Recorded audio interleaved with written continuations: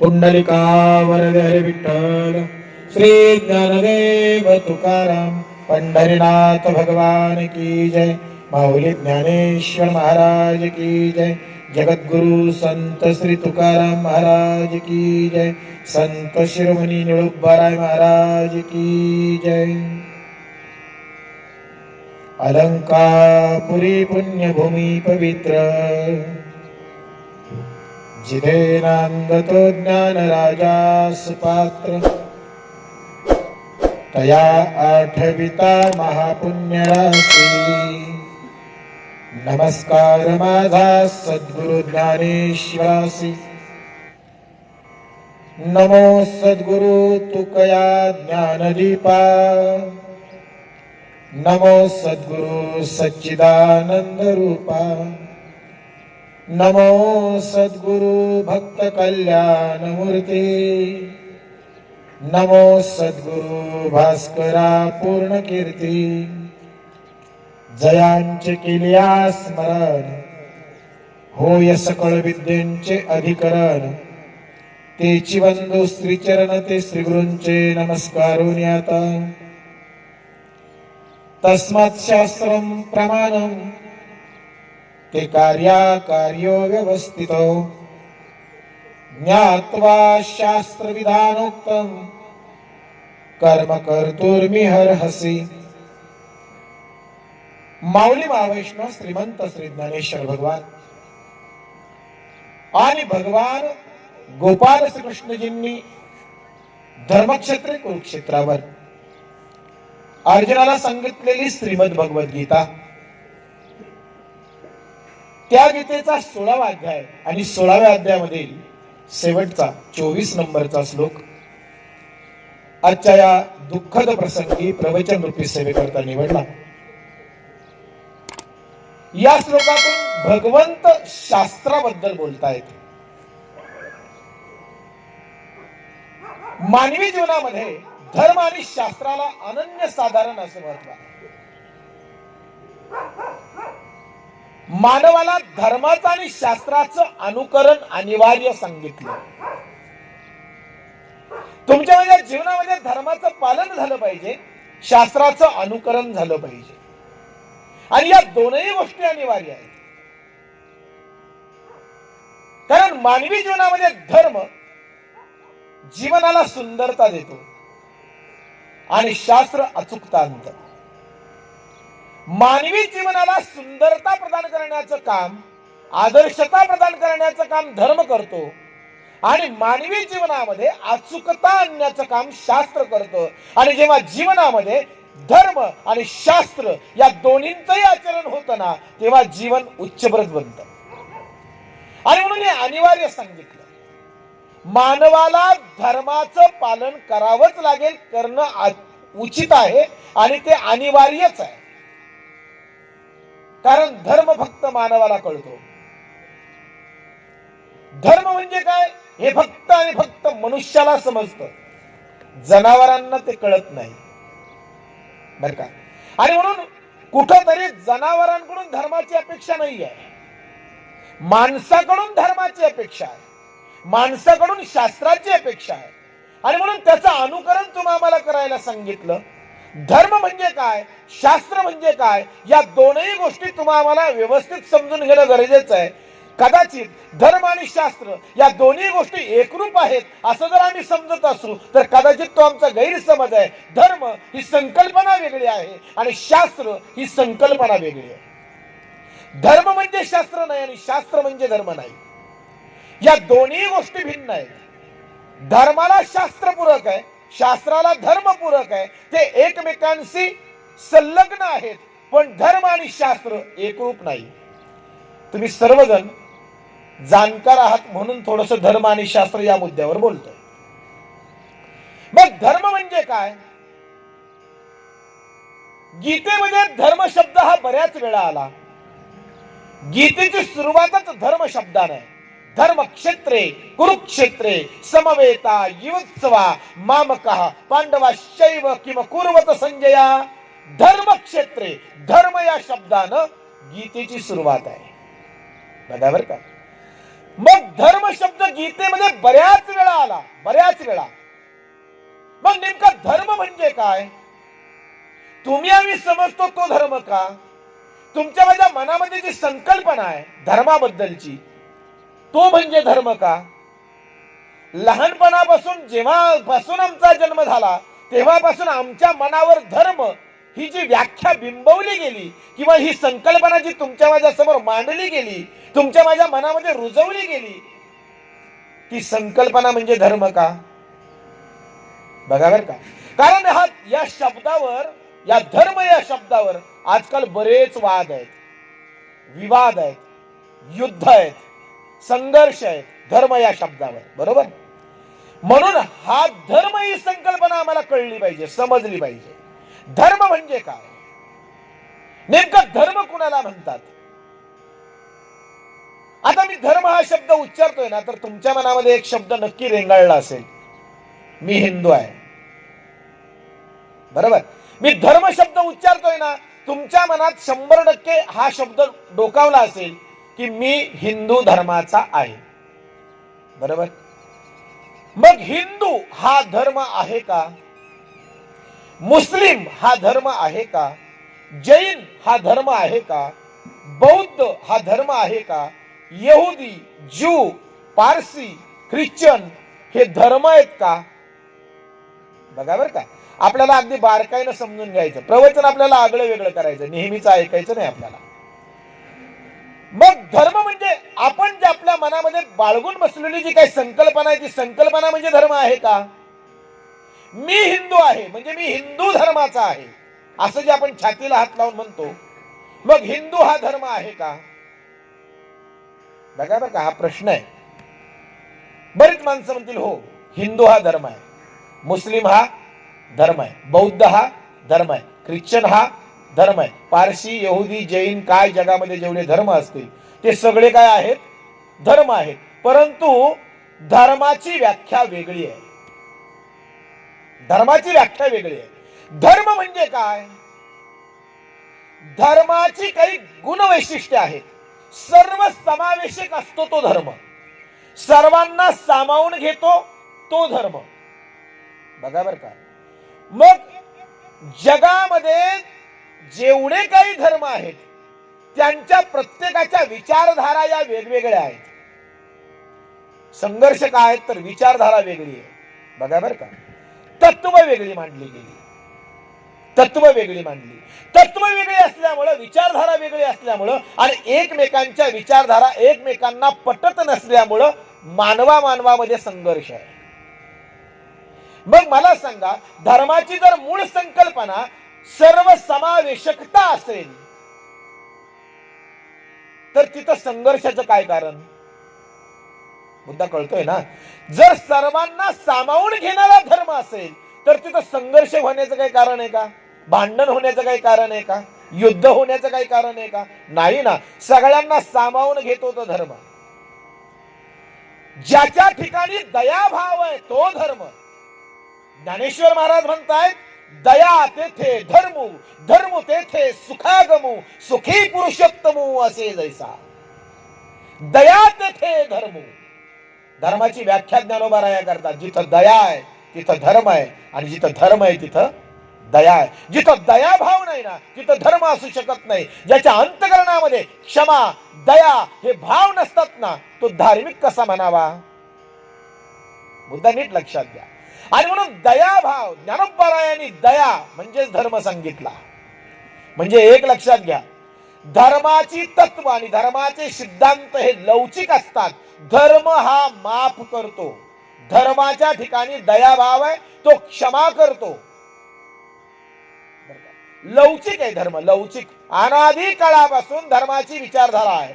ही विचारधारा अनादी काळापासून आहे. ती का टिकली आहे, तुमच्या माझ्यापर्यंत का आली आहे, त्याचं कारण आहे त्या ठिकाणी लवचिकता आहे. धर्म हा परिस्थितीजन्य असतो. परिस्थितीनुसार त्या तत्वांमध्ये, त्याच्या सिद्धांतांमध्ये बदल व्हावा लागतो तर तो टिकतो.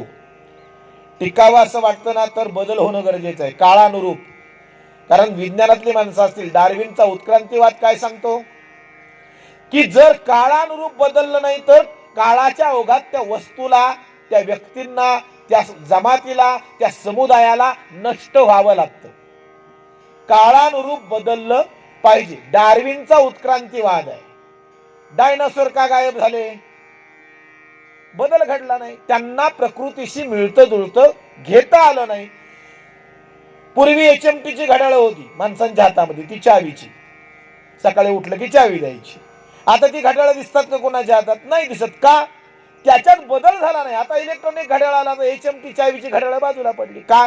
रेडिओ आता थोडा कालबाह्य झाला. का कालबाह्य झाला? बदल घडले नाही. काळानुरूप बदल न घडल्यामुळं काळाच्या ओघात त्या वस्तू नष्ट होतात. बदल झाला पाहिजे. धर्म टिकावा असा वाटतो ना, धर्म वाढावा असं वाटतं ना, तर धर्मातले तत्व आणि सिद्धांत हे परिस्थितीजन्य असावे लागतात. त्या पद्धतीनं त्यांच्यात बदल करता आले पाहिजेत. धर्माचा मूळ सिद्धांत, मूळ तत्व नाही बदलायचं आपल्याला, पण त्या मूळ सिद्धांताशी आणि त्या मूळ सिद्धांताला अवलंबून असलेली जी काही तत्व आणि इतर जी काही विचारधारा आहे तिच्यात मात्र लवचिकता असावी लागते, तर धर्म टिकतो. लक्षात घ्या. म्हणून धर्माचे खरे गुणधर्म काय? दयाभाव. धर्म प्रेम करायला शिकवतो. धर्म बंधुता निर्माण करतो. धर्म समभाव निर्माण करतो. म्हणून साने गुरुजींचा तुम्हाला प्रार्थना आठवत असेल, खरा तो एकची धर्म जगाला प्रेम अर्पावे. जगाला प्रेम अर्पावे. प्रेम, दयाभाव, समता, बंधुता सगळे समान आहेत. कुणाचा अवहेर नाही, कुणाचा तिरस्कार नाही, कुणाला बाजूला ढकलणं नाही.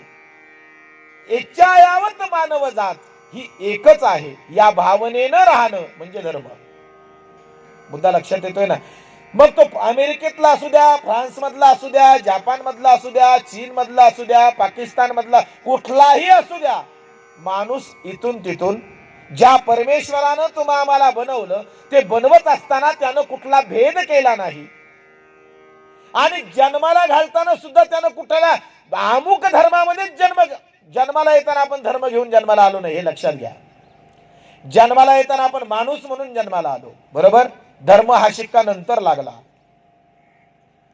धर्म हा शिक्का नंतर लागला. जन्माला येताना कुणीच धर्म बरोबर सोबत घेऊन जन्माला येत नाही. जन्माला येताना माणूस म्हणूनच येतो. नंतर शिक्का बसतो, हा हिंदू आहे, हा मुस्लिम आहे, हा शीख आहे, हा ईसाई आहे, हे नंतर आहे. पण जन्माला येताना आपण सगळेजण कोण आहोत? माणूसच आहोत. म्हणून मानवता हा सर्वात पहिल्यांदा आपला धर्म आहे, हे आम्ही विसरता कामा नये. आणि माणसानं माणसासारखं वागलं पाहिजे, हा आपला धर्म आहे. आपलं आचरण माणसासारखं असलं पाहिजे, आपलं वर्तन माणसासारखं असलं पाहिजे, आपला व्यवहार माणसासारखा असला पाहिजे. तोच माणुसकी धर्म आहे, तोच मानवता धर्म आहे. जर आपण माणूस असूनही माणसासारखं वागत नसू तर आपण अधर्म करतोय. मुद्दा कळतोय ना? म्हणून धर्म हा अत्यंत संवेदनशील आहे. संवेदनशील आहे. आणि सगळ्यात महत्वाचं, धर्म हा माफ करतो, क्षमाशील आहे. ज्याला धर्म कळला ना तो कधीही संघर्ष करत नाही. ज्याला धर्म कळला ना तो कधीही भांडण करत नाही. आणि मला एक कळतं महाराज, माणसाला माणसाशी जोडतो तो धर्म, माणसाला माणसापासून तोडतो त्याला धर्म कसं म्हणायचं? माणसाला माणसाच्या विरोधात उभा करतो, हातामध्ये तलवार घेऊन माणसाला माणसाच्या विरोधात संघर्षासाठी, युद्धासाठी उभा करतो, त्याला धर्म म्हणता येईल का? कसं म्हणणार? माणसाला माणसाशी जोडतो तो धर्म. धर्म जोडायचं काम करतो, तोडायचं नाही. आणि ज्यांच्या डोक्यात धर्माच्या नावाखाली तोडणं आहे ना, त्यांना धर्मच समजला नाही. लक्षात घ्या, जोडणं हे धर्म शिकवतो. आणि म्हणून धर्म हा शब्द मी उच्चारतोय, बराच वेळ झाला, आता 5-10 मिनिटं झाले असतील. धर्म शब्द उच्चारतोय, गीतेमध्ये धर्म शब्द आला. मला एक सांगा, तुम्ही हिंदू आहात, मीही हिंदूच आहे, त्याच विचारधारेवर तुम्ही आम्ही जगतो आहोत, तीच विचारधारेचं तुम्ही आम्ही पालन करत आहोत. मला एक सांगा, आपण हिंदू आहोत, आपला धर्मग्रंथ कोणता? सगळ्यांना माहिती आहे, श्रीमद भगवद्गीता. हिंदू धर्माचा धर्मग्रंथ किंवा हिंदू विचारधारेचा धर्मग्रंथ श्रीमद भगवद्गीता प्रत्येकाला धर्मग्रंथ आहे. बौद्धांचा वेगळा आहे, मुस्लिमांचा कुराण शरीफ आहे, गुरुग्रंथ साहेब शिखांचा आहे, प्रत्येकांचा वेगवेगळा आहे. मला एक सांगा, गीता आपला धर्मग्रंथ आहे, सगळ्यांना मान्य आहे? सगळ्यांना मान्य आहे. गीता आपला धर्मग्रंथ आहे. ज्यांनी ज्यांनी गीतेचा अभ्यास केला आणि ज्यांना ज्यांना गीता सखोल माहित आहे त्यांनी मला सांगा, गीतेमध्ये कोणत्या श्लोकात हिंदू शब्द आला? कोणत्याच नाही. गीतेचे 700च्या 700 श्लोक अभ्यासा, गीतेमध्ये कुठेही तुम्हाला हिंदू हा शब्द दिसणार नाही. गीतेनं हिंदुत्व मांडलेलं नाही. बारकाईनं अभ्यास करा गीतेचा. जेव्हा मी गीता वाचताना ज्या ठिकाणी धर्म हा शब्द येतो, तो धर्म शब्द आल्यानंतर तिथं जर आम्ही हिंदू ही संकल्पना लावली की गोंधळ होतो. म्हणून गीता जो धर्म सांगते ना, तो हिंदू धर्म सांगत नाही. हे बारकाईनं ऐका. गीतेला जरी आम्ही हिंदू धर्माचा धर्मग्रंथ समजत असलो तरी गीतेनं कुठेही हिंदुत्वाचा पुरस्कार केलेला नाही किंवा हिंदुत्वाबद्दल गीता बोलत नाही. वेद कोणत्या धर्माचे? हिंदू धर्माचे. ऋग्वेद, अथर्ववेद, सामवेद, यजुर्वेद कोणत्या धर्माचे? हिंदू धर्माचे. वेदांमध्ये तरी हिंदुत्व ही संकल्पना आली आहे का? कुठंही नाही. वेद हिंदुत्वाबद्दल बोलत नाहीत. बघा बर का, किती शास्त्र आहेत आपली? 6 शास्त्र प्रमुख शास्त्र मानली. मग या 6 शास्त्रांनी तरी कुठं हिंदुत्वाचा उहापोह केलाय का? कुठंच नाही. आपली 18 पुराण आहेत हिंदू धर्माची, बरोबर. 18 पुराणांपैकी कोणतं पुराण हिंदुत्वावर बोलतं? कोणतंच नाही. कोणतंच नाही. मग आता पुराण हिंदुत्वावर बोलत नाहीत, वेद हिंदुत्वाबद्दल बोलत नाही, शास्त्र हिंदुत्वाबद्दल बोलत नाही. आमची गीता, ज्या गीतेला आम्ही हिंदू धर्माचा धर्मग्रंथ समजतो, ती गीता सुद्धा हिंदुत्वाबद्दल बोलत नाही. मग नेमकं गीतेमध्ये कोणता धर्म सांगितला? प्रश्नचिन्ह आहे. मग हे का बोलत नाही? त्याचं कारण आहे. वेदांमध्ये का हिंदू शब्द आला नाही? शास्त्रात का आला नाही? पुराणांमध्ये का आला नाही? गीतेमध्ये का आला नाही? त्याचं कारण आहे, हिंदुत्व ही संकल्पना अस्तित्वात येण्याच्या पूर्वीचे हे ग्रंथ आहेत. लक्षात घ्या, हिंदुत्व ही संकल्पना वेदोत्तर आहे, वेदांच्या नंतरची आहे हिंदुत्व ही संकल्पना. गीतेच्या नंतर हिंदुत्व ही संकल्पना आहे. गीतेला किती वर्ष झाली? 6000 वर्ष उलटून गेली, 6025 वर्ष. मग हिंदुत्व ही संकल्पना केव्हाची? 5.5 ते 5.25 वर्षापूर्वीची. सिंधू नदीच्या किनारी जी काही संस्कृती निर्माण झाली, सिंधूच्या किनारी राहणारे अपभ्रंशानं हिंदू ठरले. सिंधू हिंदू अशा पद्धतीनं झालं. 5.5 ते 5.25 वर्षापूर्वीची ही संकल्पना आहे हिंदुत्वाची. मग त्याच्यापूर्वी विचारधारा नव्हती का? हिंदू होती, पण ती सनातन विचारधारा आहे, हे लक्षात घ्या. त्याला हिंदू हे नाव नव्हतं त्या विचारधारेला. ती सनातन आहे. सनातन, सनातन या शब्दाचा अर्थ काय? सनातन म्हणजे सूर्यापासून आलेली, सूर्यापासून. म्हणून हिंदू धर्माचा कुणी निर्माता नाही, लक्षात घ्या. इतर धर्माला तरी,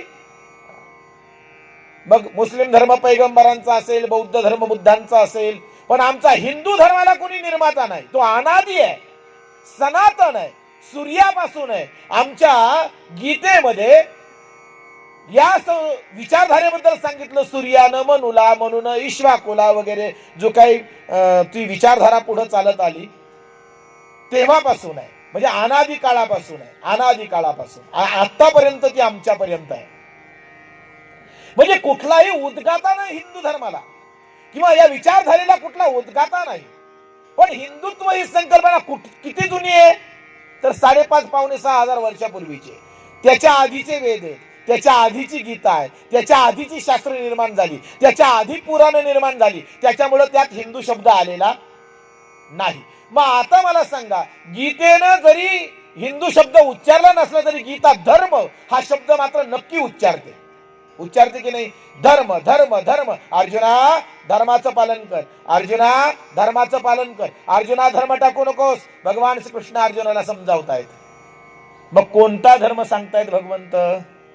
कोणत्या धर्माबद्दल? म्हणून म्हटलं हिंदू शब्द लावू नका. गीतेच्या ज्या ज्या ठिकाणी श्लोकामध्ये धर्म शब्द आला तिथं हिंदू हा ही संकल्पना जोडायची नाही. लक्षात घ्या, गीता ही केवळ तुमच्या माझ्यासाठी किंवा केवळ हिंदू माणसासाठी निर्माण झालेली नाही. गीता ही संपूर्ण विश्वासाठी निर्माण झालेली आहे. गीता ही संपूर्ण मानव जातीसाठी निर्माण झाली आहे, ती एका समुदायासाठी निर्माण झालेली नाही. गीता हा उदात्त विचार आहे. गीता हा अखंड मानव जातीसाठी निर्माण झालेला विचार आहे. लक्षात घ्या. आणि म्हणून गीतेला मर्यादित ठेवू नका, मर्यादित बांधून ठेवू नका गीतेचे विचार. कारण त्याचा असं आहे की भगवंत आणि संत जेव्हा या भूतलावर अवतरित होतात ना, तेव्हा ते कोणा एका व्यक्तीसाठी, एका प्रदेशासाठी, एका समुदायासाठी कधीही अवतरित होत नाहीत आणि कधी ते एका विशिष्ट वर्गासाठी, समुदायासाठी कार्य करत नाहीत. भगवंताचं येणं अखिल मानव जातीसाठी आहे आणि संतांचं येणं सुद्धा अखिल मानव जातीसाठी आहे. बघा ना तुम्ही, विश्वव्यापक संकल्पना संत मांडतात. विश्वव्यापक संकल्पना आमचा धर्म सुद्धा सांगतो. वसुधैव कुटुंबकम आमची प्रार्थना, आमचा हिंदू धर्म आम्हाला सांगतो सर्वत्र सुखिनः सन्तु सर्वे सन्तु निरामया सर्वे भद्राणि पश्यन्तु मा कश्चित् दुःखमाप्नुयात्. विश्व प्रार्थना. ज्ञानोबारायांनी सुद्धा पसायदानामध्ये कधी लिमिटेड मागणं नाही केलं, मर्यादित मागणं नाहीये. पसायदान म्हणजे विश्वात्मक परमात्म्याला विश्वासाठी ज्ञानोबारायांनी केलेली ती विश्व प्रार्थना आहे. ती प्राकृतामध्ये जरी असली, ती मराठीमध्ये जरी असली तरी ती महाराष्ट्रापुरती मर्यादित नाहीये. ज्यांना ज्यांना पसायदान माहित आहे, ज्यांनी ज्यांनी पसायदानाचा अर्थ पाहिलाय ना, त्यांना कळेल. ज्ञानोबारायांनी विश्वात्मक परमात्म्याकडं संपूर्ण विश्वासाठी केलेली विश्व प्रार्थना म्हणजे पसायदान आहे. हो, आणि म्हणून पसायदान हे विश्वासाठी मागितलं, संपूर्ण जगासाठी मागितलं. ज्ञानोबांची मती किंवा ज्ञानोबांची बुद्धी किंवा ज्ञानोबांची विचारधारा किंवा ज्ञानोबांच्या हृदयाची व्यापकता मर्यादित नाहीये. ज्ञानोबाराय स्वतः म्हणतायत हे विश्वची माझे घर. खरं आहे ना, हे विश्वची माझे घर. मग कोणाचा तिरस्कार करणार? जर सगळं विश्वच माझं घर आहे तर तिरस्काराचा प्रश्न येतो कुठं? ज्ञानोबारायांनी सर्वांना जवळ केलं, सर्वांना, आणि सर्वांसाठी मागितलं. संत येतात ना, ते जगासाठी येतात. जगाच्या कल्याणा संतांच्या विभूती देह कष्टविती परोपकारी. जगासाठी संत आले. म्हणून संतांनी कधी स्वतःसाठी काही मागितलंच नाही, कधीच नाही. संतांच्या जीवनामध्ये परार्थ आहे, परहित आहे, समाजहित आहे, जगाचं कल्याण हाच त्यांच्या येण्याचा उद्देश आहे. आणि म्हणून ज्ञानोबारायांकडे जर आपण बघितलं, किंबहुना कोणत्याही संतांची तुम्ही विचारधारा बघा, कोणत्याही संतांचं आचरण बघा, जगाच्या कल्याणासाठीच आहे. ज्ञानोबारायण सुद्धा स्वतः काय म्हणतायत? अवघाची संसार. विचार करा बरं. ज्ञानोबाराया पुणे जिल्ह्यामध्ये त्यांचं चरित्र घडलं, बरोबर. पुणे जिल्ह्यात चरित्र घडलं. आळंदीला त्यांची संजीवन समाधी आहे.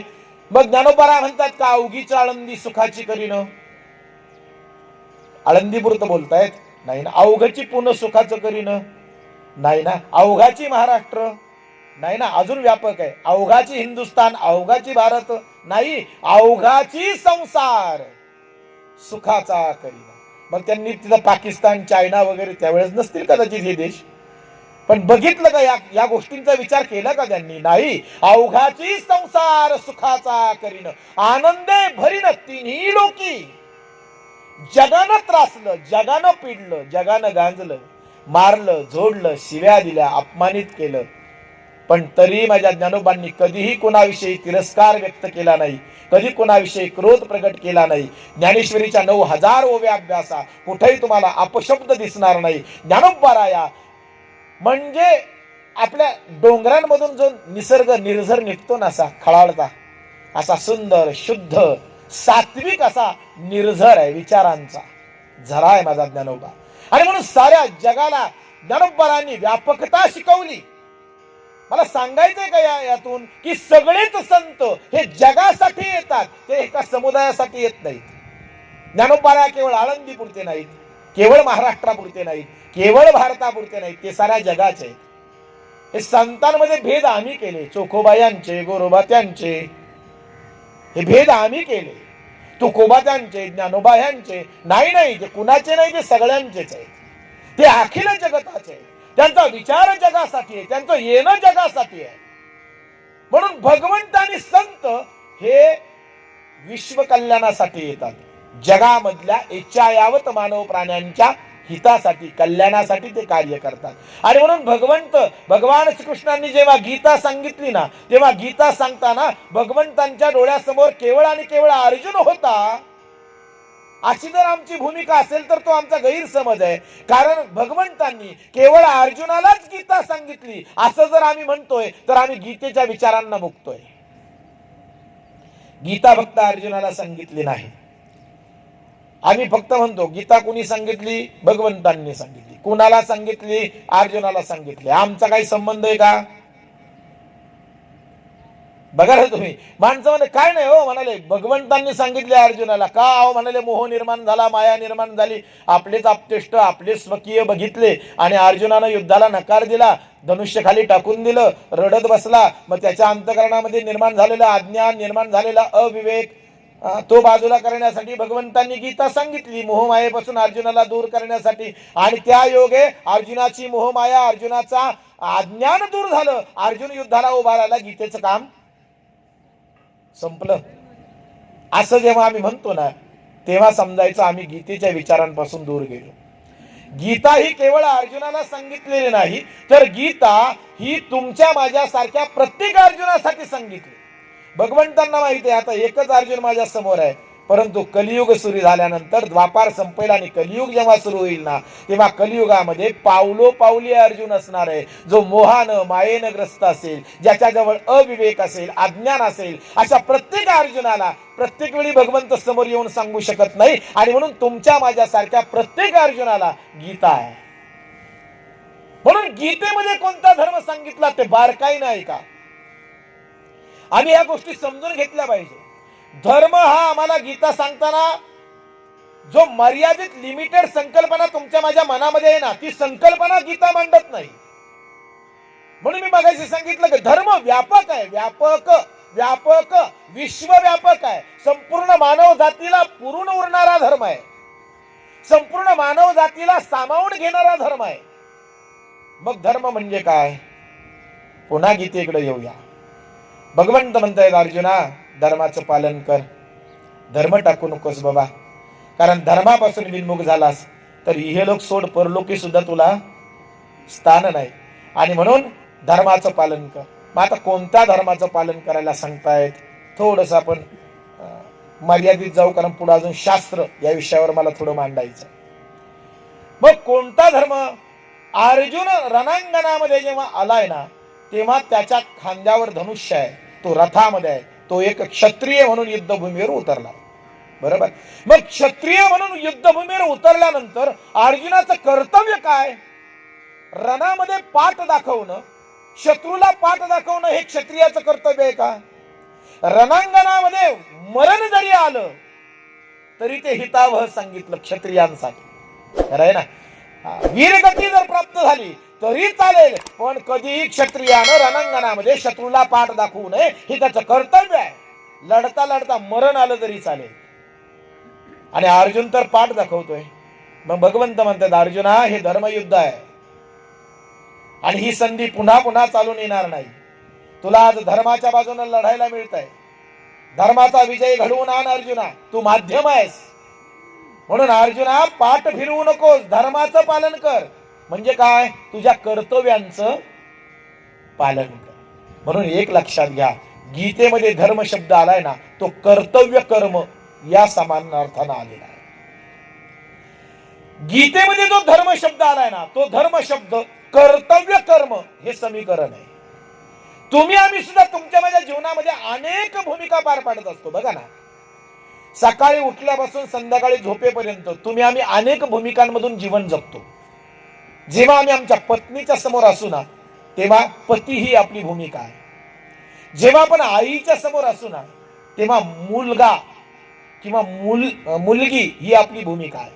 जेव्हा आपण मुलांच्या समोर असू ना तेव्हा एक बाप किंवा आई म्हणून आपली भूमिका आहे. जेव्हा आपण मित्राच्या समोर असू ना तेव्हा मित्राच्या सोबत असताना मित्र ही आपली भूमिका आहे. बरोबर आहे. अनेक भूमिका जीवन जगत असताना रोज आपण अनेक भूमिका पार पाडतो आणि या प्रत्येक भूमिकेची वेगवेगळी कर्तव्य कर्म आहेत की नाही. जर मी माझ्या आईच्या समोर आहे किंवा ज्या आई वडिलांनी मला जन्म दिला त्या आई वडिलांचं पालन करणं, त्या आई वडिलांना सांभाळणं पुत्र म्हणून माझा धर्म आहे. मुद्दा नीट लक्षात. म्हणून त्याला पुत्र धर्म म्हणतात.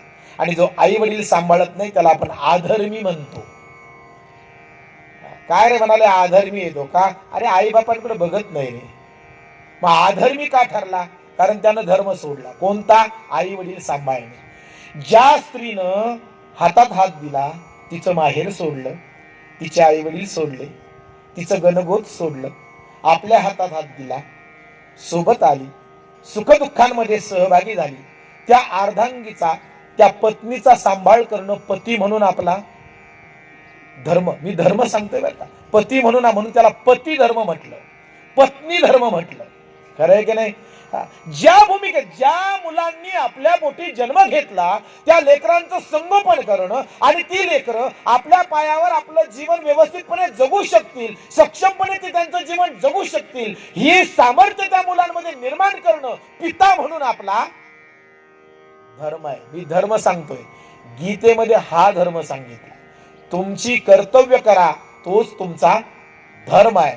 कर्तव्यांपासून जर तुम्ही बाजूला जाल तर धर्माला मुकाल. आणि जर आपण माणूस म्हणून जन्माला आलो असू तर आपल्याला माणसासारखं जगणं वागणं हा आपला धर्म आहे. म्हणून गीता मानवता या धर्माबद्दल बोलते. हिंदू धर्म किंवा अन्य कुठल्या संकल्पनेबद्दल बोलत नाही. मानवता हा गीतेमधला फार महान धर्म सांगितला गीतेने. आणि तो म्हणून मानवता मग फक्त भारतातच माणसं आहेत का? नाही ना. संपूर्ण जगामध्ये संपूर्ण विश्वामध्ये माणूस आहे. त्या प्रत्येक माणसासाठी गीता आहे. म्हणून मी मगाशी म्हटलं की गीता हा केवळ आणि केवळ मर्यादित ग्रंथ नाही. तो हिंदूंपुरता मर्यादित नाही. गीता हा विश्वव्यापक ग्रंथ आहे आणि जगातल्या प्रत्येक मानवासाठी ग्रंथ आहे. आणि जगातल्या प्रत्येक मानवानं गीतेचे विचार आचरणात आणले पाहिजेत. मग तो हिंदू असू द्या, मुस्लिम असू द्या, जैन असू द्या, शीख असू द्या, ईसाई असू द्या. या संकल्पना बाजूला ठेवून प्रत्येक माणसानं गीतेचं आचरण करावं आणि प्रत्येक माणसाच्या उत्थानासाठी, विकासासाठी, कल्याणासाठी गीतेची निर्मिती आहे. हे आम्ही विसरता कामा नये. किती व्यापकता आहे महाराज. ही व्यापकता जर आमच्या लक्षात आली नाही आणि आम्ही जर मर्यादित शब्द घेऊन बसलो, मर्यादित संकल्पना आमच्या मनामध्ये जर घेऊन बसलो तर संघर्ष होणार. संघर्ष होणार. कारण विचारांमध्ये भेद आहे.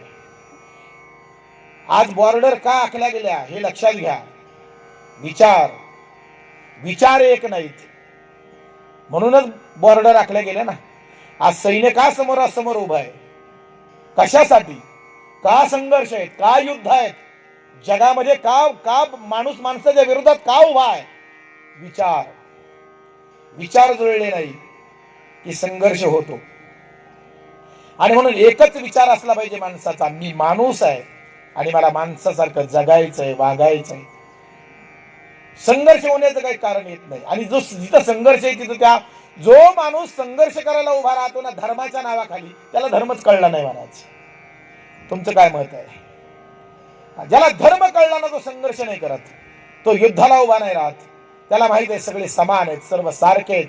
समानता, बंधुता, समरसता, व्यापकता, समायोजिता हे धर्माची लक्षणं आहेत महाराज. दयाभाव हा धर्माची लक्षण आहे. आणि म्हणून धर्म ही संकल्पना व्यवस्थित समजून घ्या. संघर्ष नकोय, वाद नकोय. कारण वाद आणि संघर्ष विचारधारेमुळे आहेत. हिंदू आणि मुस्लिमांचं पटत नाही का? ते म्हणतात आम्ही श्रेष्ठ, आम्ही म्हणतो आम्ही श्रेष्ठ. आमची विचारधारा श्रेष्ठ, ते म्हणतात आमची विचारधारा श्रेष्ठ. या श्रेष्ठ कनिष्ठाच्या भेदात कुठंतरी संघर्ष घडतात. आणि म्हणून ज्याला माणूस कळला ना बस त्याला बाकीचं काही जाणण्याची गरज नाही. ज्याला मानवता कळली ना, ज्याला मानव धर्म कळला ना, ज्याला गीता कळली ना, ज्याला गीतेची व्यापकता समजली ना, तो बाकीच्या गोष्टींचा विचारच करणार नाही महाराज. लिमिटेड मर्यादित अर्थ घेऊ नका.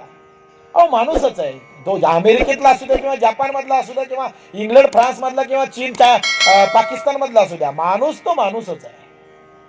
हा, विचारांमध्ये तफावत असते आणि विचारांमध्ये तफावत आहे म्हणून संघर्ष आहे, लक्षात घ्या. म्हणून संघर्षाचं काही कारण येत नाही. हा झाला धर्म. मग शास्त्र काय? चला मुद्द्याकडे जाऊया. मग शास्त्र काय? धर्म म्हणजे शास्त्र का? मगाशी मी सांगितलं एकरूपता नाहीये, ते एकमेकांना पूरक नक्की आहे. धर्माच्या विकासासाठी शास्त्र आवश्यक आहे आणि शास्त्राच्या अनुकरणासाठी धर्म आवश्यक आहे, इथपर्यंत बरोबर आहे. परंतु ते धर्म म्हणजे शास्त्र, शास्त्र म्हणजे धर्म असं जर आपण समजत असू तर थोडीशी गल्लत आहे, कारण या दोन्ही संकल्पना वेगवेगळ्या आहेत. मग शास्त्र म्हणजे काय? आता लक्षात घ्या, मी मगाशी एक सिद्धांत सांगितला की धर्माचे तत्व आणि सिद्धांत हे लवचिक आहेत, परिस्थितीजन्य आहेत, त्यांच्यात बदल व्हावे गरजेचं असतं. परंतु शास्त्राच्या तत्वांमध्ये आणि सिद्धांतामध्ये कधीही बदल होत नाही. ते त्रिकालबाधित सत्य असतात आणि त्यांचे परिणाम निश्चित असतात. शास्त्राच्या बाबतीत शास्त्राचे तत्व आणि सिद्धांत कधीच बदलत नाहीत, कधीच नाही. कोणतीही परिस्थिती आली तरी शास्त्र ताठर आहे, ते बदलत नाही, त्याच्यात लवचिकता नाहीये. आणि तत्व आणि सिद्धांत निश्चित असल्यामुळे परिणाम सुद्धा निश्चित आहेत.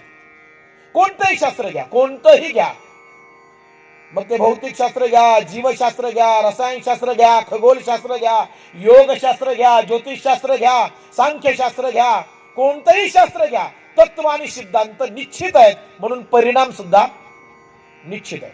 विज्ञानातली माणसं आहेत, रसायनशास्त्र, पाण्याचं रेणुसूत्र H2O, पाण्याचं, आता जे शिकलेले नाही त्यांच्या लक्षात येणार नाही, पण मला सिद्धांत सांगायचा आहे पटवून. म्हणून शास्त्र कसं, पाण्याचं रेणुसूत्र H2O आहे. H2O म्हणजे हायड्रोजनचे 2 रेणू आणि ऑक्सिजनचं एक अणू एकत्र आले की पाणी तयार होतं. म्हणजे पाण्याचा आम्हाला 10वीला प्रयोग होता, तुम्ही बऱ्याच जणांनी 10वीचं प्रॅक्टिकल जर दिलं असेल तर पाण्याचं अपघटन असा एक प्रयोग होता. पाण्याचं अपघटन, विघटन, पाण्याचं विघटन करायचं आणि 2 वायू सापडायचे. कोणता? एक ऑक्सिजन सापडायचा आणि एक हायड्रोजन सापडायचा.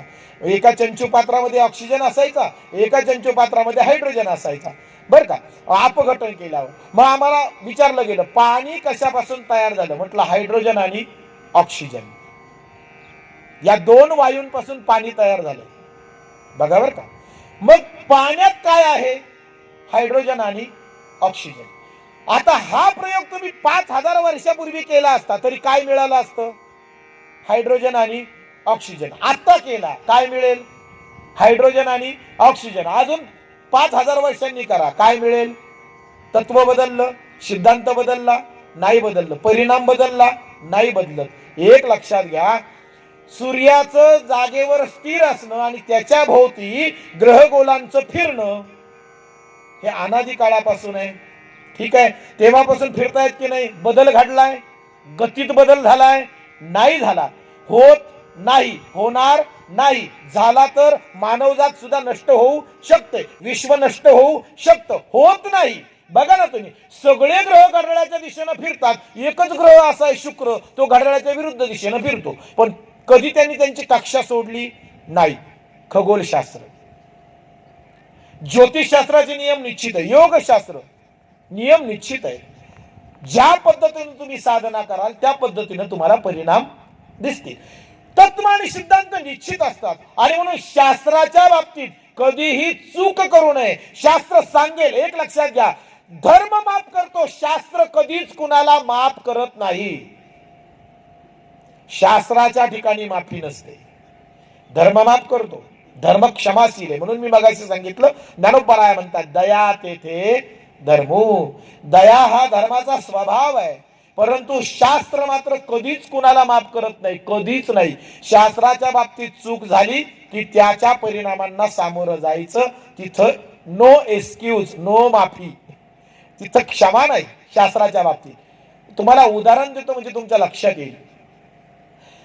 अलंकापुरीमध्ये ज्ञानोबरायांना आणि त्यांच्या भावंडांना त्रास झाला, समाजानं वाळीत टाकलं नाही का, आणि त्यांना बहिष्कृत केलं समाजातून. का केलं?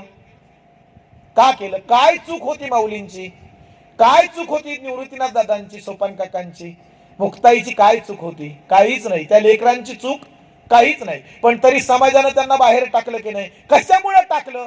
कारण विठ्ठलपंत आहेत. विठ्ठलपंतांनी गृहस्थाश्रमाचा त्याग केला आणि विठ्ठलपंत संन्यस्त झाले. मी शास्त्र सांगतोय हा.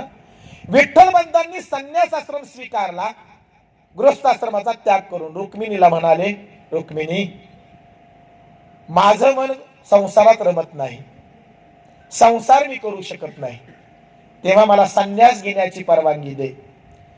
बायकोची मनापासून आज्ञा न घेता, लक्षात घ्या बरं का, संन्यास तसा घेता येत नाही.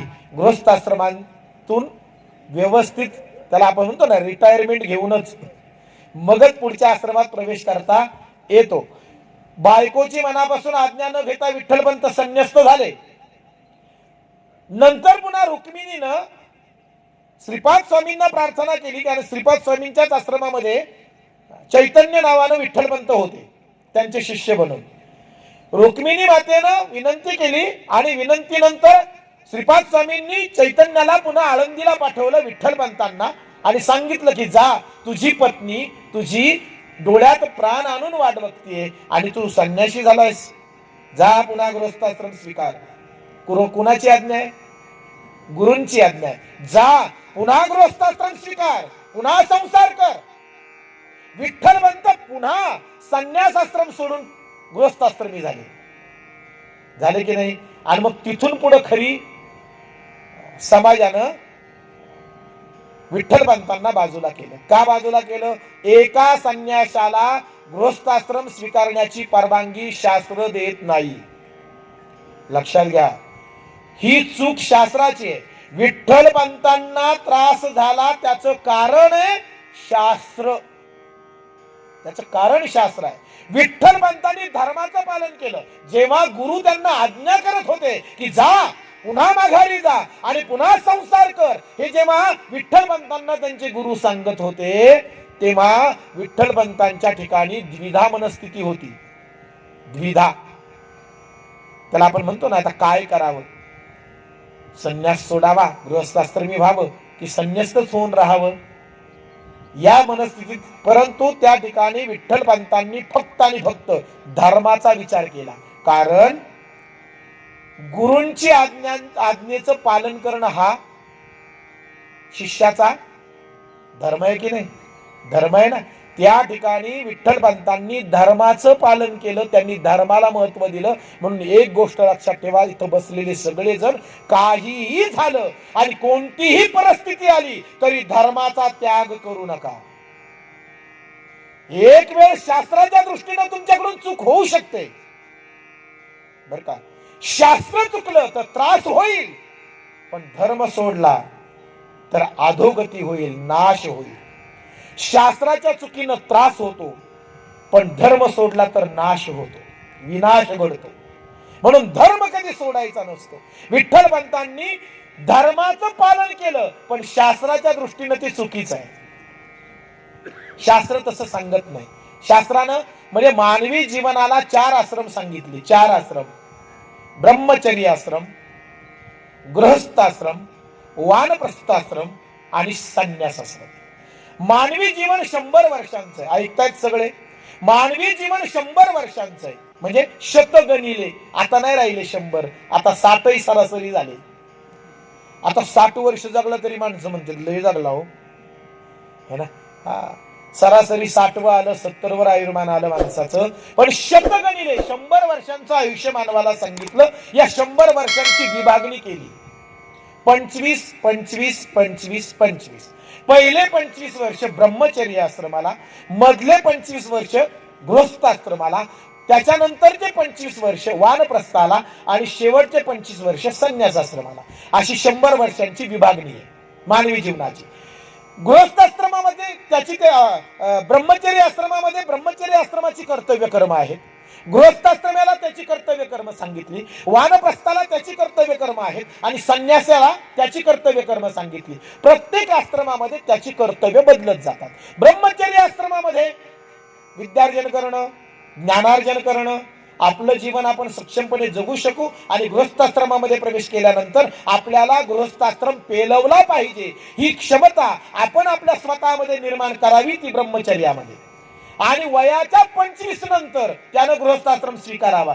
म्हणून बघा आमचा धर्म किती, आमचं शास्त्र किती सखोल आहे. लग्नाचं वय आमचं शास्त्र सांगतं 25. आपण तरी शासनानं कमी केलं. मुलीचं 18 मुलाचं 21, काय की नाही. शासनानं कमी केलं, पण आमचं शास्त्र सांगतं लग्नाचं वय 25. 25व्या वर्षी लग्न, गृहस्थाश्रमामध्ये प्रवेश. किती वयापर्यंत? वयाच्या 50 वर्षापर्यंत. 50 वर्षापर्यंत त्यानं गृहस्थाश्रमामध्ये राहावं. आणि मग 50व्या वर्षानंतर बघा ना तुम्ही, दशरथजींना दाढीचा एक केस पिकलेला दिसला आणि त्यांनी सांगितलं आता माझं गृहस्थाश्रमातलं कार्य संपलं, आता मी अयोध्येत राजपाट मी माझ्या रामाच्या स्वाधीन करणार आणि आता मी या राजपाटातून मुक्त होणार. फक्त एक दाढीचा केस पिकला, तो त्यांना दिसला आणि त्यांनी राजपाटाचा त्याग केला आणि रामाचा राज्याभिषेक करण्याचा निर्धार केला. 50व्या वर्षानंतर माणसानं गृहस्थाश्रमामध्ये राहू नये. त्यानं सामाजिक जीवनाचा त्याग करावा, त्यानं लौकिकाचा त्याग करावा, त्यानं प्रतिष्ठेचा त्याग करावा आणि त्यानं वानप्रस्थ स्वीकारावं. वानप्रस्थ, वनप्रस्थान, थोडक्यात वनप्रस्थान म्हणजे त्यानं सामाजिक जीवनापासून स्वतःला वेगळं करून घ्यावं आणि वनप्रस्थान, वनात जावं, जंगलात जावं. मग तिथं गेल्यानंतर काय करावं? आता गृहस्थाश्रमापर्यंत त्याची कर्तव्य संपली, आता तो वानप्रस्थ झाला. वानप्रस्थामध्ये तिथून पुढं अष्टांग मार्ग जो सांगितला, ज्ञानोबारायांनी 6व्या अध्यायामध्ये ध्यानयोग सांगताना अष्टांग मार्गाचा उल्लेख केला. किंवा बुद्धांनी सुद्धा अष्टांग मार्ग सांगितला. कोणता आहे? यम, नियम, आसन, प्रत्याहार वगैरे वगैरे. ज्या वानप्रस्थामध्ये अष्टांग मार्गाच्या पहिल्या 4 पायऱ्या आहेत ना, या 4 पायऱ्या सिद्ध करायच्या वानप्रस्थामध्ये. बघा तुम्हाला समजतंय की नाही, मला काय म्हणजे तुमचा अभिप्राय माझ्या लक्षात येईना, पण वानप्रस्थाश्रमामध्ये हे फार महत्वाचं आहे. हे प्रवचन तुम्हाला दुसरं कोणी असं मांडणार नाही, कारण आपण नेहमी ते चाकुरीतली प्रवचन ऐकत आलो. आपल्याला थोडं चाकुरीच्या बाहेरचं ऐकलं पाहिजे. म्हणून सांगतोय, वानप्रस्थामध्ये अष्टांग मार्गाच्या पहिल्या 4 पायऱ्या सिद्ध करायला सांगितल्या. 4. यम, नियम. यम म्हणजे शरीर इंद्रियांचा नियमन करणं. यम या शब्दाचा अर्थ काय? इंद्रिय नियमन. इंद्रिय नियमन, इंद्रियांना विषयांपासून. नियम, मनाला आवर घालणे. आसन, आसन सिद्ध करणे. अशा 4 पायऱ्या आहेत. आणि नंतर मग ध्यान, धारणा, समाधी वगैरे त्या 4 पायऱ्या उर्वरित ज्या आहेत त्या संन्यास आश्रमामध्ये आपल्याला सिद्ध करायचं आणि शेवटी मोक्ष प्राप्ती करून घ्यायची. असं अगदी सुरेख आणि अगदी साचेबंद मानवी जीवन सांगितलं शास्त्रानं आपल्या. विठ्ठलपंतांनी काय केलं मला एक सांगा? ब्रह्मचर्य आश्रम सोडल्यानंतर गृहस्थाश्रमी झाला आणि त्याचं लग्न झाल्यानंतर त्याला तुम्ही ब्रह्मचारी म्हणाल का? एखाद्यानं जर लग्न केले तर त्याला तुम्ही ब्रह्मचारी म्हणाल का? नाही म्हणू शकत. तो कोण आहे? गृहस्थाश्रमी आहे.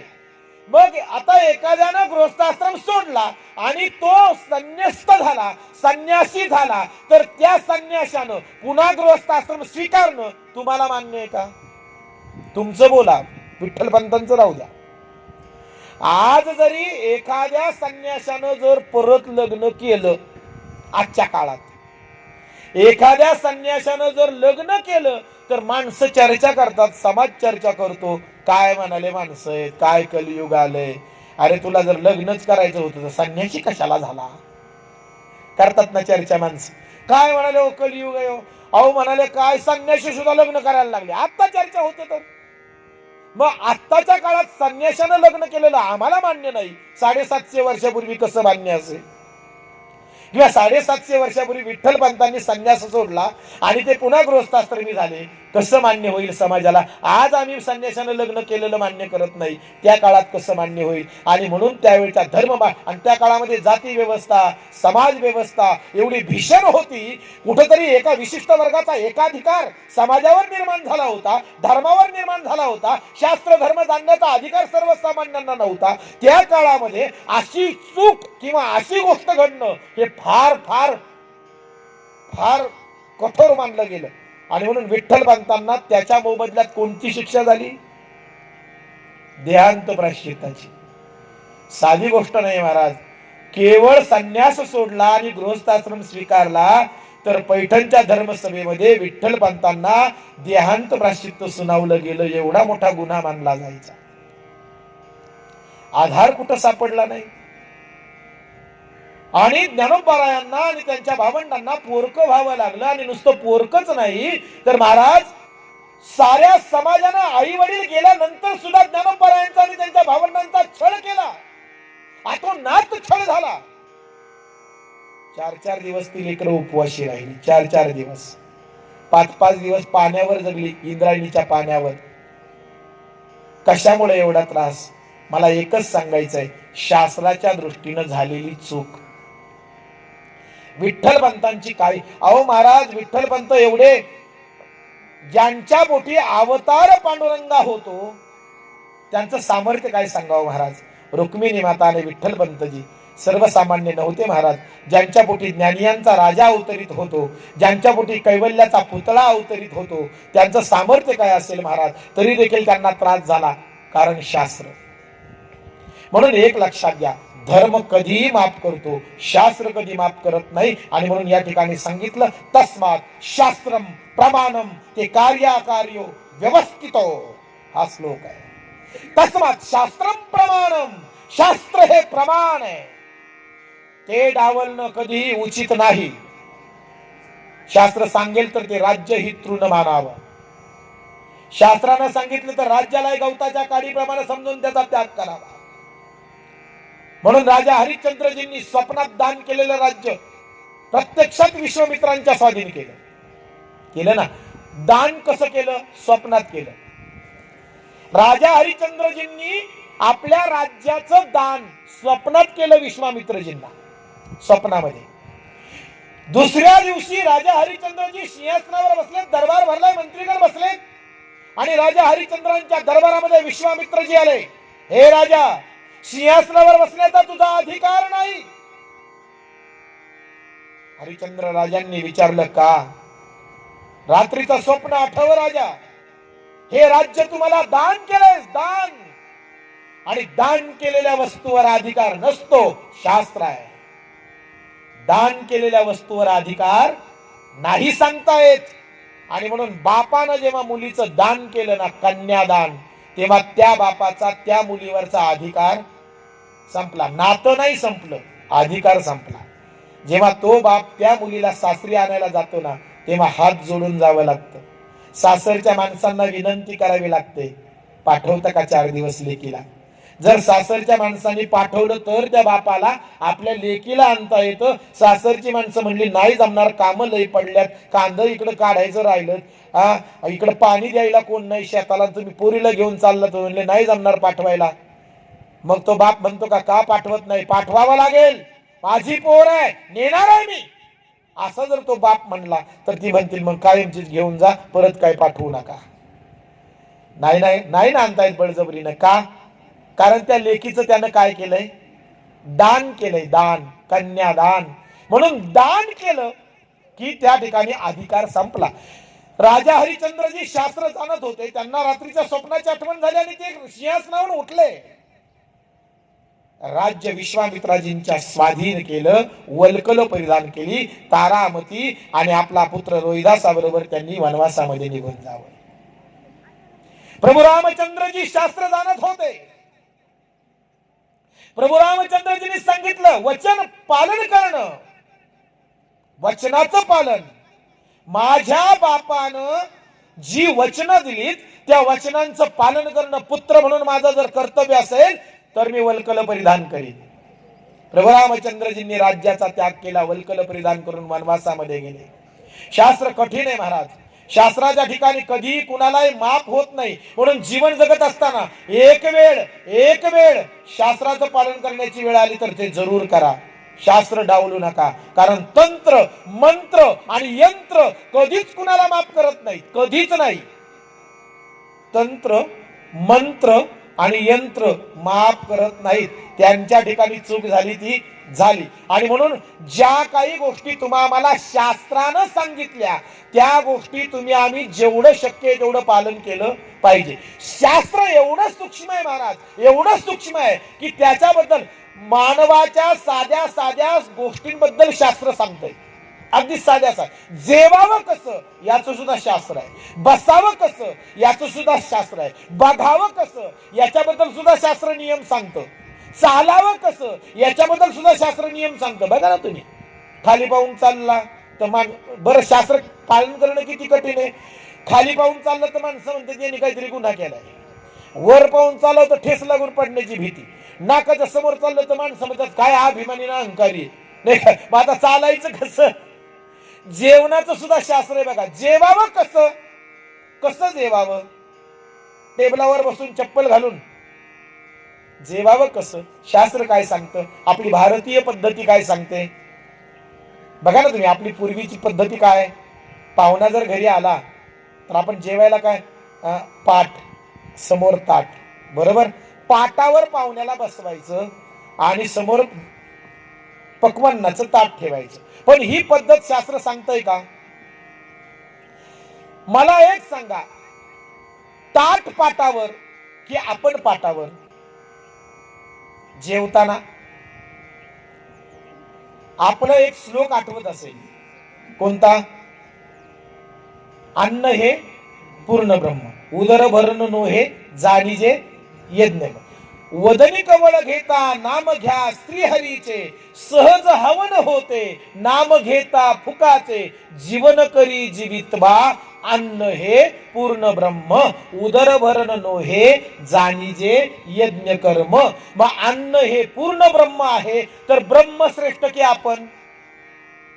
अन्न श्रेष्ठ की आपण. एक लक्षात घ्या, अन्न श्रेष्ठ आहे. अन्नावर आपण जगतोय, लक्षात घ्या. म्हणून अन्न हे श्रेष्ठच आहे. मग श्रेष्ठाची जागा वर की खाली. श्रेष्ठाचं स्थान वरचं, कनिष्ठाचं स्थान खालचं. शिष्यानं वर बसायचं आणि गुरुनं खाली बसायचं, योग्य आहे का. नाही. मग गुरु कुठे असतील, उच्च स्थानी असतील. शिष्य कुठे असेल, खालच्या स्थानावर असेल. मग अन्न जर आपल्यापेक्षा श्रेष्ठ आहे तर अन्नाचं स्थान वर पाहिजे की खाली पाहिजे. वर पाहिजे. आपण कुठे बसलं पाहिजे, खाली. म्हणून पाटावर ताट, लक्षात घ्या जेवणाची पद्धती.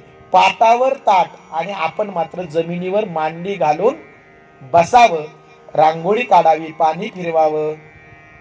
जेवणाची जी पद्धती आहे शास्त्र सांगतोय मी तुम्हाला. आंघोळ कशी करावी त्याचं सुद्धा शास्त्र आहे महाराज. आंघोळ कशी करावी त्याचं सुद्धा शास्त्र आहे. जिवंत माणसानं डोक्याकडून पायाकडे आंघोळ करायची असते आणि मृत माणसाला किंवा मृतदेहाला पायाकडून डोक्याकडे आंघोळ घालतात, उलटी, खालून वर. खालून वर आंघोळ ही प्रेताची असते. प्रेताला कधी डोक्यावरून असं डोक्याकडून खाली आंघोळ नाही घालत. प्रेताची आधी काय धुतात, पाय धुतात ना. हो, म्हणून प्रेताला उलटी आंघोळ आहे, खालून वर, खालून वर. आणि जिवंत माणसानं डोक्याकडून खाली आंघोळ करायची. आता सकाळी कुणी कुणी आंघोळ केली त्यांनी आपली आंघोळ आठवा आणि आपण पायाकडून सुरुवात केली की डोक्याकडून केली ते पण आठवा. आता शेजाऱ्याला नाही म्हणायचे मी डोक्याकडून केली. 80% माणसं आंघोळीला सुरुवात करताना पायाकडून करतात. आधी पायावरच ओतून बघतात गरम आहे की गार आहे की कसं आहे. पायाकडून सुरुवात, पायाकडून आधी पाय धुतात मग हळूहळू वर आंघोळ करत येतात. 80%, सगळेच नाही म्हणत मी, परंतु बऱ्याच जणांची आंघोळ ही पायाकडून सुरुवात होते, पायाकडून. मग आपली आंघोळ प्रेताची की जिवंत माणसाची आपण ठरवायची. शास्त्र अजून पुढे जाऊन काय सांगताय का. पहाटे 3 ते 4 देवांच्या आंघोळीचा टायमिंग सांगितला. पहाटे 3 ते 4 देवांच्या आंघोळीचा टायमिंग सांगितला. 4 ते 5 ऋषीमुनी साधू संतांच्या आंघोळीचा टायमिंग सांगितला. 5 ते 6 जिवंत माणसाच्या आंघोळीचा टायमिंग सांगितला आणि 6च्या पुढे प्रेताच्या आंघोळीचा टायमिंग सांगितला.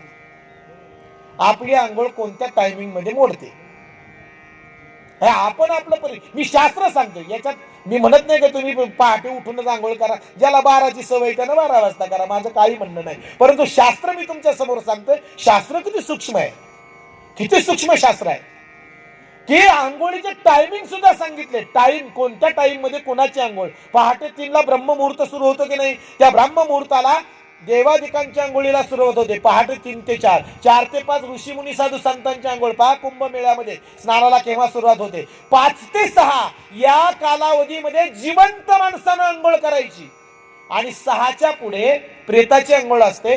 गरुड पुराणामध्ये असं सांगितलं प्रेतकल्प नावाच्या खंडामध्ये की सूर्योदयानंतरच प्रेत न्हाणावं. प्रेताला सूर्योदयापूर्वी स्नान घालू नये म्हणून पूर्वी रात्र रात्र प्रेत राखलं जायचं. दुसऱ्या दिवशी सूर्योदयानंतर त्याला स्नान देऊन नवीन वस्त्र देऊन मग ते स्मशानाकडे नेलं जायचं. अर्थात प्रेताच्या अवस्थेवर ते अवलंबून असायचं. फारच छिन्न विच्छिन्न असेल तर मग त्याची रात्रीची विल्हेवाट आताही लावली जाते, तेव्हाही लावली जायची कदाचित, ठेवण्याजोगं नसेल तर. परंतु जर नॅचरली डेथ असेल, नैसर्गिक मृत्यू असेल, तर शक्यतो रात्रीचं पूर्वी प्रेत दहन करत नसायचे. ते रात्रभर राखलं जायचं आणि मग सकाळी सूर्योदयानंतर, म्हणजे सूर्योदयानंतरच प्रेताची आंघोळ असते, लक्षात घ्या. आणि शास्त्र असं सांगतं किंवा आपल्याला सर्वांना अवगत आहे की सूर्य शक्यतो 6च्या नंतरच उगवतो, बरोबर. म्हणून 6च्या नंतर प्रेताची आंघोळ सांगितली. आपण मात्र 6च्या आधी सगळी विधी उरकून घ्यावी, स्नानाची, पूजेची, आणि 6 नंतर आपल्या आपल्या कामाला आपण तयार असावं. म्हणून 6 नंतर आंघोळ करू नये, ती प्रेताची आंघोळ ठरते. आता आपण कोणती आंघोळ करतो ते आपण बघावं. किती शास्त्र किती सूक्ष्म आहे बघा ना तुम्ही. गंध लावताना सुद्धा शास्त्र आहे. गंध लावायचं सुद्धा शास्त्र आहे. कोणत्या बोटानं गंध लावतात? अनामिकेनं. अनामिका करंगळीच्या शेजारचं शास्त्र आहे बरं का. करंगळीच्या शेजारच्या बोटानं गंध लावतात. फूल व्हायचंय तर अनामिका किंवा अनामिकेनं उचलून असं फूल देवावर गंध किंवा देवी देवतांना गंध लावताना अनामिकेचा वापर करतात. मला सांगा, पितरांना अनामिका वापरतात का? पितृपक्षामध्ये तुमच्या घरी जेवायला आलेली माणसं, पितृपक्षामध्ये तुमच्या घरी जेवण करण्यासाठी आलेल्या माणसांना तुम्ही अनामिकेनं गंध लावता का? कोणतं बोट असतं तिथं बघा बरं. तिथं बोट बदललं की नाही? किती शास्त्र सूक्ष्म आहे. बोटाचा विचार झालाय, बोटाचा.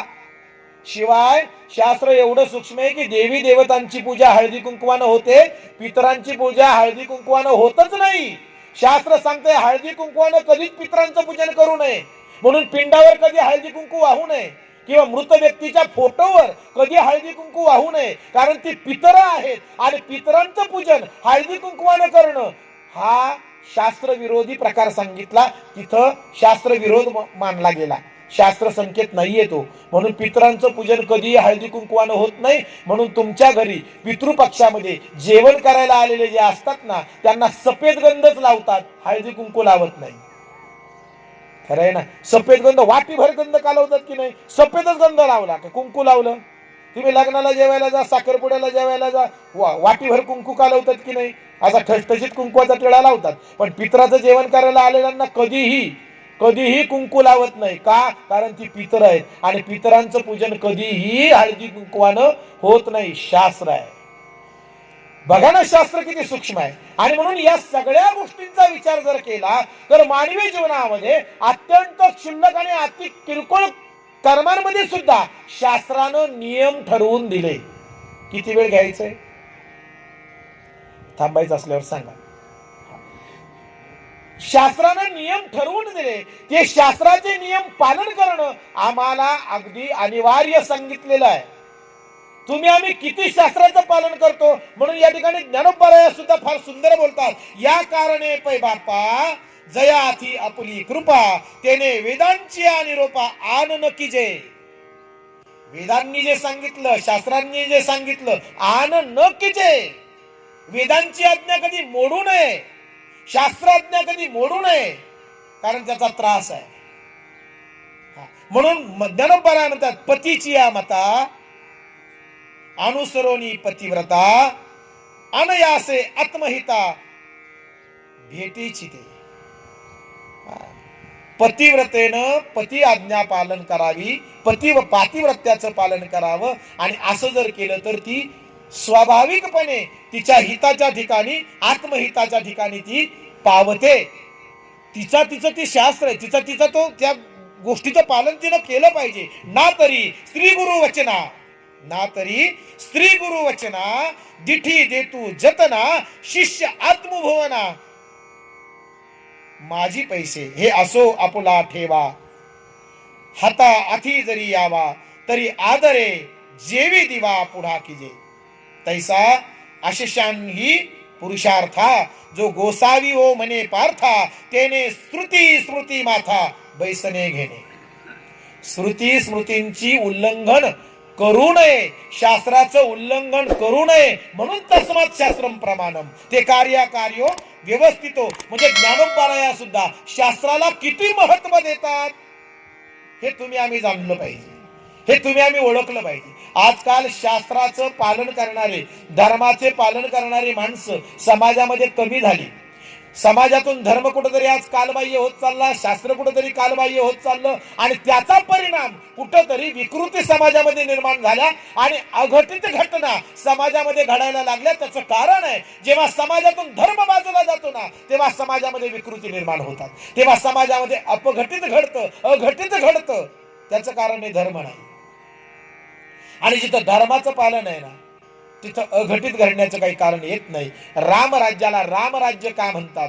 कारण तिथं धर्म आहे, बरं का. रामराज्य म्हणजे विशेष काय होतं? धर्माचं पालन करणारी माणसं रामराज्यात होती. हो, आणि म्हणून त्या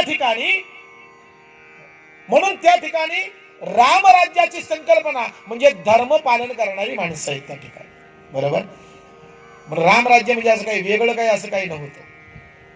तसं समाजामध्ये जेव्हा धर्माचं अनुकरण होईल, जेव्हा शास्त्राचं अनुकरण होईल ना, आणि माणसं जेव्हा धर्माकडे वळतील, शास्त्राकडे वळतील आणि त्या दृष्टीने आपलं जीवन जगण्याचा प्रयत्न करतील ना, तेव्हा रामराज्य अवतरित होईल, तोपर्यंत नाही. आणि म्हणून तुमच्या माझ्या जीवनामध्ये, सामाजिक जीवनामध्ये, समाजामध्ये धर्माचं अवतरण होणं, धर्माचं आचरण होणं, शास्त्राचं आचरण होणं गरजेचं आहे. नाहीतर अघटित होतच राहील. कोरोनासारख्या व्याधी आणि कोरोनासारख्या गोष्टी समाजामध्ये फोपावत राहतील. नको ते ऐकायला येतं महाराज, नको ती माणसं करायला लागली, जनावरालाही लाज वाटेल अशी माणसं वागतायत, कसं आचरण करतायत सांगायची गरज नाही महाराज. पेपर वाचतो तुम्ही, आम्ही बातम्या वगैरे ऐकत असू. आणि म्हणून कुठंतरी धर्मपालन, शास्त्रपालन समाजामध्ये होणं अतिशय आवश्यक आहे.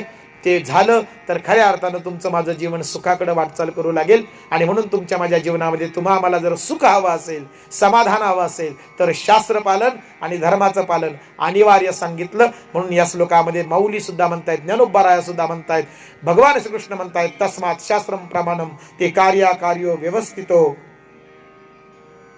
ज्ञात्वा शास्त्रविधानोक्त कर्म कर्तुर्मिहर्षि. आत्मके देवे येणे वाग्यज्ञे तोषावे, तोषोनि मज द्यावे पसाय दान हे. जे खळांची व्यंकटी सांडो, तया सत्कर्मी रती वाढो. भूता परस्परे पडो, मैत्र जीवांचे. दुरिताचे तिमिर जाओ, विश्वस्वधर्म सूर्ये पाहो. जो देवांशील तो तेलाह, प्राणी जात.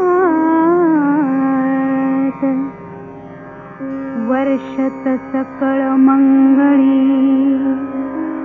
ईश्वर निष्ठांची मांदियाळी. अनवरत भूमंडळी, भेट तू भूता.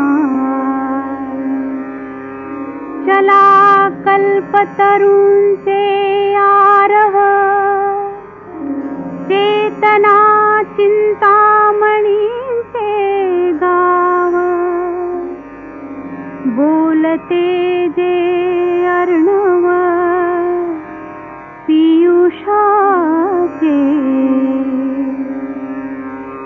चंद्रमे जे अलांछन, मार्तंड देता बहीण.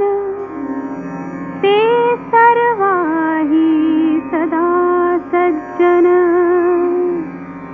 सोय रे हो तू.